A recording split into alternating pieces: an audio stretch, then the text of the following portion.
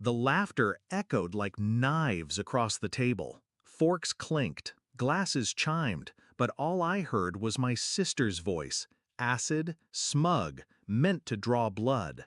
"How does it feel being the most useless one here?" she asked, loud enough for the whole family to hear. They laughed, every single one of them. My parents, my cousins, even my brother who once begged me for rent money. Everyone laughed, except me.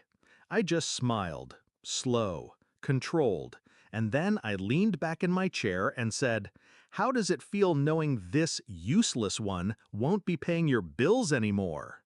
The silence that followed was sweeter than any applause. It hadn't always been this way. Once I thought family meant loyalty. I thought we lifted each other up. When I got my first real job, I paid off my parents' mortgage. When my sister maxed out her credit cards, I bailed her out.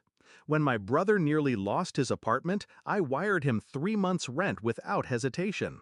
I worked long nights, sacrificed vacations, skipped luxuries. I believed it was worth it, for them.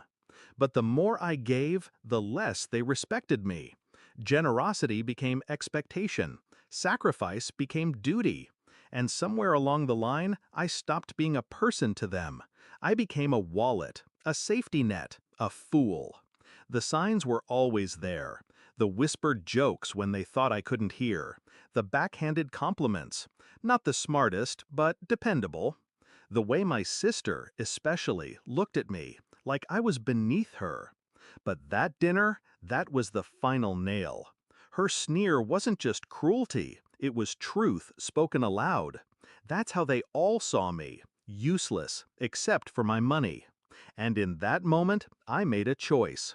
I wouldn't argue, I wouldn't explain. I would let them choke on the consequences of underestimating me. Planning revenge doesn't always mean destruction. Sometimes it means subtraction. All I had to do was remove myself. First, the finances. Every auto payment I'd been covering, canceled. Utilities, loans, tuition, all of it. Second, the accounts. I closed the family emergency fund they always drained, transferred the balance to my own savings. Third, the strings. I'd co-signed my sister's car lease.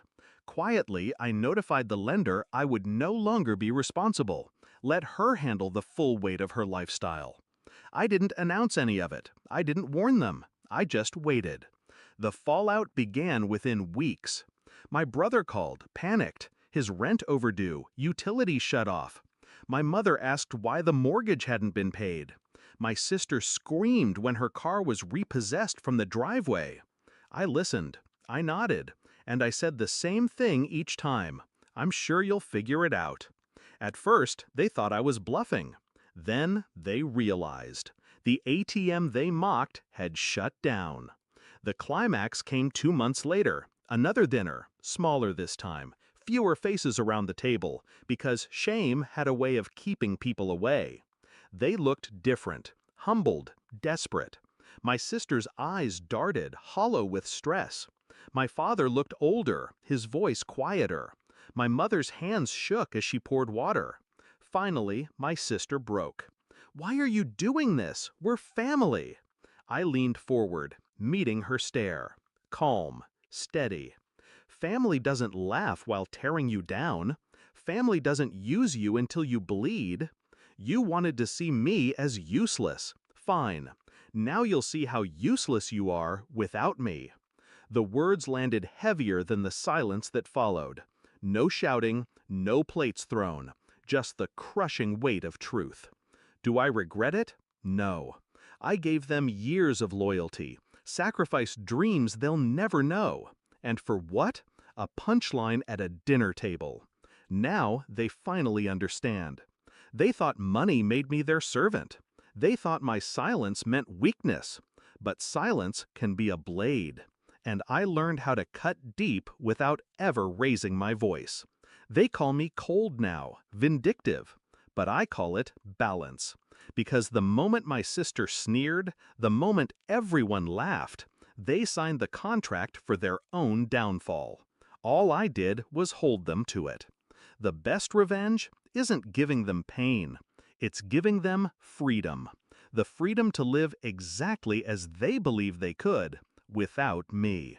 And as I walked away from that dinner, hearing nothing but the sound of my own footsteps, I felt lighter than I had in years. They wanted me useless, so I finally gave them what they wanted, and it destroyed them.